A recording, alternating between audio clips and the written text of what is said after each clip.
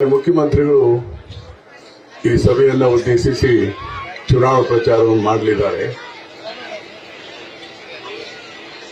ಈ ಚುನಾವಣೆಯಲ್ಲಿ ನೀವು ಕಾಂಗ್ರೆಸ್ ಪಕ್ಷಕ್ಕೆ ಯಾಕೆ ಮತ ಹಾಕಬೇಕು, ನಮ್ಮ ರೈತ ಬಾಂಧವರು ಹೆಣ್ಮಕ್ಳು ದಯವಿಟ್ಟು ತಿಳ್ಕೋಬೇಕು.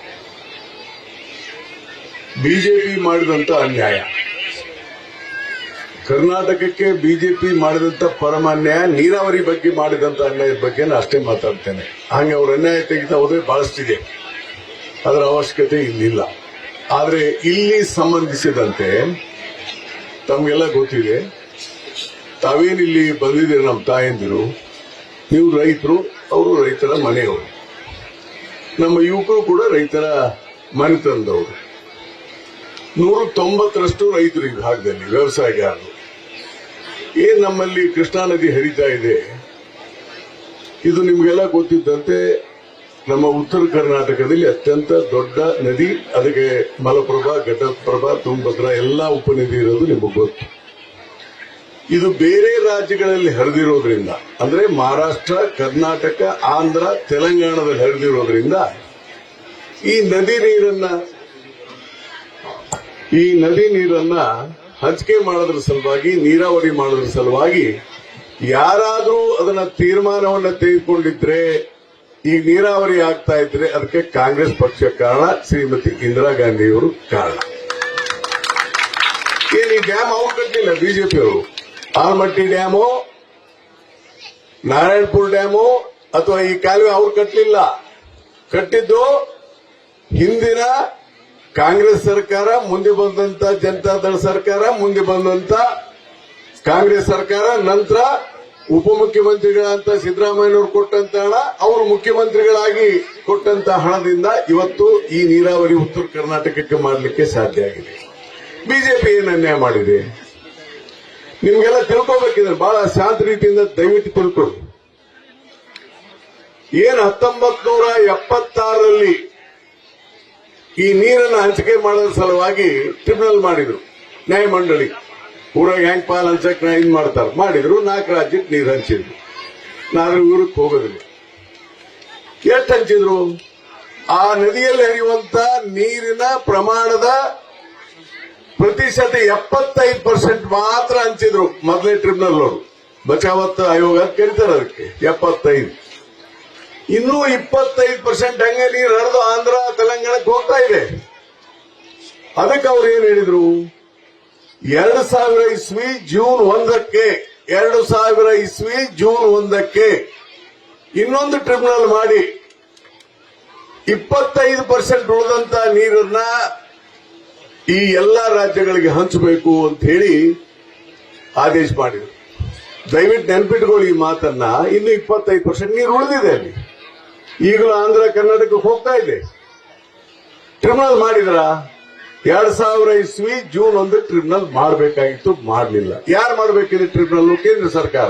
ಅವ್ರ ಪ್ರಧಾನಮಂತ್ರಿ ಯಾರಿದ್ರು? ಸನ್ಮಾನ್ಯ ಅಟಲ್ ಬಿಹಾರಿ ವಾಜಪೇಯಿ ಅವರು.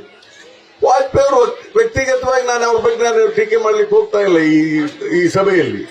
ಆದ್ರೆ ವಾಜಪೇಯಿ ಅವರಂತ ದೊಡ್ಡ ಮನುಷ್ಯರು, ಬಿಜೆಪಿ ಸರ್ಕಾರ ಚಂದ್ರಬಾಬು ನಾಯ್ಡು ಅವರ ಒತ್ತಾಯದ ಮೇರೆಗೆ ಟ್ರಿಬ್ಯುನಲ್ ಮಾಡದೇ ಇರೋದ್ರಿಂದ ನಮಗೆ ನೀರಾವರಿಯಲ್ಲಿ ಅನ್ಯಾಯ ಆಯಿತು.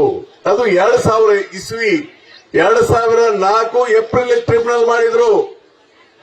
ಮುಂದೆ ಬಂದಂತ ಡಾಕ್ಟರ್ ಮನಮೋಹನ್ ಸಿಂಗ್ ಅವರ ಪ್ರಧಾನಮಂತ್ರಿ ಎಲ್ಲ ಸೇರಿ ಇವತ್ತು 2ನೇ ಟ್ರಿಬ್ಯುನಲ್ ಮಾಡಿದ್ರಿಂದ 2ನೇ ಟ್ರಿಬ್ಯುನಲ್ ಆಗಿ ಸುಮಾರು 13 ವರ್ಷ ಆಯ್ತು ಟ್ರಿಬ್ಯುನಲ್ ಆಗಿ, ನೀರಿನ ಹಂಚಿಕೆ ಆಗಿ. ಆದರೆ ನರೇಂದ್ರ ಮೋದಿ ಅವರು 2014ರಲ್ಲಿ ಪ್ರಧಾನಮಂತ್ರಿ ಆದ ಮೇಲೆ ಈ 2ನೇ ಟ್ರಿಬ್ಯುನಲ್ ಏನ್ ನಮಗೆ 166 ಟಿಎಂಸಿ ಅಂದ್ರೆ ಹೆಚ್ಚು ಕಡಿಮೆ ಮತ್ತೊಂದು ಡ್ಯಾಮ್ ಬೇಕಾದಕ್ಕೆ ನೀರು ನಿಲ್ಲಲಿಕ್ಕೆ, ಆಲ್ಮಟ್ಟಿದು. ಇಡೀ ಉತ್ತರ ಕರ್ನಾಟಕದ 9 ಜಿಲ್ಲೆಗೆ ನಿಮಗೂ ಕೂಡ ಆಗ್ತದೆ. ಇವತ್ತಿನವರೆಗೆ ಗೆಜೆಟ್ ನೋಟಿಫಿಕೇಶನ್ ಅನ್ನ ಕೇಂದ್ರ ಸರ್ಕಾರ ಮೋದಿಯವರು ಮಾಡಿಲ್ಲ. ಇದರಿಂದ ನಮ್ಗೆ ಅನ್ಯಾಯ ಆಗಿದೆ. ನಮ್ಮ ಮುಖ್ಯಮಂತ್ರಿಗಳಂತ ಸಿದ್ದರಾಮಯ್ಯನವರು ಹಲವಾರು ಬಾರಿ ಹೇಳಿದ್ದಾರೆ, ಬೇಗನೆ ನಮಗೆ ಮಾಡಿಕೊಡಿ ಗೆಜೆಟ್ ನೋಟಿಫಿಕೇಶನ್ ಅಂತ. ಮಾಡ್ತಾ ಇಲ್ಲ. ಮತ್ತೆ ಇವ್ರಿಗೆ ಬಿಜೆಪಿ ಅವರಿಗೆ ಏನ್ ಮತ ಕೇಳುವ ಹಕ್ಕಿದೆಯಪ್ಪ? ಯಾಕೆ ಮಾಡ್ತಾ ಇಲ್ಲ ಇವರು? ಆದಾಗ್ಯೂ ಕೂಡ ಮುಖ್ಯಮಂತ್ರಿಗಳಂತ ಸಿದ್ದರಾಮಯ್ಯನವರು ಈ ವರ್ಷದ ಬಜೆಟ್ನಲ್ಲಿ ಸುಮಾರು 5,000 ಕೋಟಿ ರೂಪಾಯಿಗಳನ್ನ ಲ್ಯಾಂಡ್ ಪರ್ಚೇಸ್ ಮಾಡ್ಲಿಕ್ಕೆ, ಯಾಕಂದ್ರೆ 75,000 ಎಕರೆ ಭೂಮಿ ಬೇಕಾದಕ್ಕೆ ಮುಳುಗ್ತದೆ, ಕಾಲುವೆ ಬೇಕಾದ ಆಮೇಲೆ ಮಾತಾಡೋಣ. ಮೊದಲು ನೀರು ನಿಲ್ಲಬೇಕು. ಅದಕ್ಕಾಗಿ ಪ್ರತಿ ಎಕರೆಗೆ 30,000 ರೂಪಾಯಿ ಒಣ ಭೂಮಿ, 30 ಲಕ್ಷ ಒಣ ಭೂಮಿ ಮತ್ತು ಬೋರ್ವೆಲ್ ನೀರಾವರಿ ಹೇಳೋದು 40 ಲಕ್ಷ ಅಂತ ತೀರ್ಮಾನ ಮಾಡಿ ಅದನ್ನ ಐತಿಹಾಸಿಕ ನಿರ್ಣಯವನ್ನು ತೆಗೆದುಕೊಂಡಿತ್ತು ಸನ್ಮಾನ್ಯ ಸಿದ್ದರಾಮಯ್ಯ ಮುಖ್ಯಮಂತ್ರಿಗಳು. ನಾನು ಅದಕ್ಕೆ ಸಾಕ್ಷಿ, ಯಾಕಂದ್ರೆ ಆ ಬಜೆಟ್ ಬುಕ್ ನಾವೇ ಬರೆದವರು. ಅದಕ್ಕೆ ನಮ್ಮ ಸರ್ಕಾರ ಜನರ ಪರ ನೀರಾವರಿಯನ್ನು ಮಾಡಲಿಕ್ಕೆ ಲ್ಯಾಂಡ್ ಪರ್ಚೇಸ್ ಮಾಡ್ಲಿಕ್ಕೆ ಮಾಡ್ತಾ ಇದ್ದೇವೆ. ಕೇಂದ್ರ ಸರ್ಕಾರ 1 ಪೈಸೆ ಕೊಡ್ತಾ ಇಲ್ಲ. ಮೋದಿ ಅವ್ರಿಗೆ ಹೇಳಿದ್ವಿ ನಾವು, ಇದನ್ನ ರಾಷ್ಟ್ರೀಯ ಪ್ರಾಜೆಕ್ಟ್ ಮಾಡ್ರಿ ಅಂತೇಳಿ. 1 ಪೈಸೆನೂ ಕೂಡ ಕೊಡ್ತಾ ಇಲ್ಲ. ದಯಮಾಡಿ ಇದನ್ನು ಅರ್ಥ ಮಾಡ್ಕೊಳ್ಳಿ ರೈತರು. ಅದಕ್ಕಾಗಿ ನೀವು ಯಾರು ಜನಪರ ಇದ್ದಾರೆ, ರೈತರ ಪರ ಇದ್ದಾರೆ ಅಂತ ಮುಖ್ಯಮಂತ್ರಿಗಳು, ಅಂತ ಪಕ್ಷ ಕಾಂಗ್ರೆಸ್ ಪಕ್ಷ, ಸನ್ಮಾನ್ಯ ಸಿದ್ದರಾಮಯ್ಯನವರ ನಾಯಕತ್ವದ ಇನ್ನೂ 2 ವರ್ಷ ಇದೆ ನಮ್ಮ ಸರ್ಕಾರದ ಅವಧಿ. 2 ವರ್ಷ 2 ತಿಂಗಳ 2 ವರ್ಷ 2 ತಿಂಗಳ ಸನ್ಮಾನ್ಯ ಸಿದ್ದರಾಮಯ್ಯನವರು ಮುಖ್ಯಮಂತ್ರಿ ಆಗಿರ್ತಾರೆ. ಅವರ ನಾಯಕತ್ವದಲ್ಲಿ ಕೆಲಸಗಳನ್ನೆಲ್ಲ ಮಾಡಿಕೊಡ್ತೇವೆ. ಅದಕ್ಕಾಗಿ ನೀವೆಲ್ಲ ನಮ್ಮ ತಾಯಿಯಂದಿರು ಅದರೆಲ್ಲ ವಿಚಾರವನ್ನ ಸಿಎಂ ಅವರು ಮಾತಾಡ್ತಾರೆ. ಅದಕ್ಕೆ ನಾನು ಇಷ್ಟೇ ಹೇಳಿ ಒಂದು ಮಾತನ್ನು ಮುಗಿಸ್ತೇನೆ. ರೈತರಿಗೆ ಮಾಡಿದ ಮಹಾ ಮೋಸ ಬಿಜೆಪಿ. ಇದನ್ನ ಅರ್ಥ ಮಾಡ್ಕೊಳ್ಳಿ, ಯಾಕೆ ಓಟ್ ಹಾಕ್ತೀರಿ. ಅದಕ್ಕೆ ಇವತ್ತಿನ ದಿವಸ ನಮ್ಮ ತಾಯಂದಿರಿಗೆ ಏನೇನ್ ಮಾಡಿದ್ದೇವೆ ಅದೆಲ್ಲ ವಿವರವನ್ನ ಬೇರೆ ಬೇರೆಯವರೆಲ್ಲರೂ ಹೇಳಿದ್ದಾರೆ. ಆ ಹಿನ್ನೆಲೆಯಲ್ಲಿ ಕಾಂಗ್ರೆಸ್ ರೈತರ ಪರ ಇದೆ, ಜನಪರ ಇದೆ ಎಲ್ಲ. ಆಮೇಲೆ ಅದ್ರ ಜೊತೆಗೆ ಮೆಡಿಕಲ್ ಕಾಲೇಜ್ ಒಂದು ಮಾಡಿಸಿದ್ದೇವೆ. ಅದನ್ನು ಈಗಾಗಲೇ ಹೇಳಿಬಿಟ್ಟಿದ್ದಾರೆ. ಬಜೆಟ್ ನಲ್ಲಿ ಏನೇನು ಸೇರಿಸಿದ್ದೇವೆ, ಏನೇನು ಮಾಡಿದ್ದೇವೆ ಅದೆಲ್ಲ ನಮ್ಗೆ ಗೊತ್ತಿರೋದ್ರಿಂದ ಇವತ್ತು ಸನ್ಮಾನ್ಯ ಸಿದ್ದರಾಮಯ್ಯನವರ ನಾಯಕತ್ವದ ಸರ್ಕಾರ ಜನರ ಪರ, ಅಭಿವೃದ್ಧಿಯ ಪರ ಮಾಡ್ತೇವೆ. ಬಿಜೆಪಿಯವರು ಬಾಯಿ ಬಂದಂಗೆ ಮಾತಾಡ್ತಾರೆ. ಅದಕ್ಕೆ ದಯಮಾಡಿ ಅಂತವ್ರಿಗೆ ಮಹತ್ವ ಕೊಡಬಾರದು. ಜಾತಿ ಧರ್ಮ ಇವೆಲ್ಲ ಸುಮ್ಮನೆ ಹೇಳ್ತಾರೆ. ಅದಕ್ಕೆ ಇವೆಲ್ಲ ತೆಗೆದು ಹಾಕಿ ಇವತ್ತಿನ ದಿವಸ ಮುಂದಿನ ಅಭಿವೃದ್ಧಿ ಆಗ್ಬೇಕಾಯ್ತು. 2 ವರ್ಷ 2 ತಿಂಗಳ ಯಾರೋ ಬಿಜೆಪಿಯವ್ರನ್ನ ಆರಿಸಿ ಕಳಿಸಿದ್ರೆ ಎಮ್ಎಲ್ಎ ಏನ್ ಮಾಡ್ತಾರೆ? ಅವರು ಏನ್ ಮಾಡ್ತಾರೆ ಹೇಳಿ ನನಗೆ? 2 ವರ್ಷ 2 ತಿಂಗಳ. ಅದಕ್ಕೆ ನಮ್ಮ ಅಭ್ಯರ್ಥಿ ಕಾಂಗ್ರೆಸ್ ಅಭ್ಯರ್ಥಿ ಉಮೇಶ್ ಬೇಟಿ ಅವ್ರನ್ನ ಆರಿಸಿ, ಅವ್ರ ತಂದೆಯವರು ನಂಜು MP MLA ಎಲ್ಲ ಆಗಿದೆ, ಅದ್ರ ನಾನು ಹೋಗೋದಿಲ್ಲ. ಅದಕ್ಕೆ ಅವ್ರನ್ನ ಆರಿಸಿದ್ರೆ ಖಂಡಿತವಾಗಿ ನೀರಾವರಿ ಮತ್ತು ಅದರ ಜೊತೆಗೆ ಮೆಡಿಕಲ್ ಕಾಲೇಜ್ ಇನ್ನಿತರ ಎಲ್ಲ ಅಭಿವೃದ್ಧಿ ಕೆಲಸಗಳಾಗ್ತದೆ. ಬಡ ಜನ, ವಿಶೇಷವಾಗಿ ಬಡ ಜನರ ಕಾರ್ಯಕ್ರಮಗಳು ಸಿದ್ದರಾಮಯ್ಯ ನೇತೃತ್ವದಲ್ಲಿ ಆಗ್ತವೆ.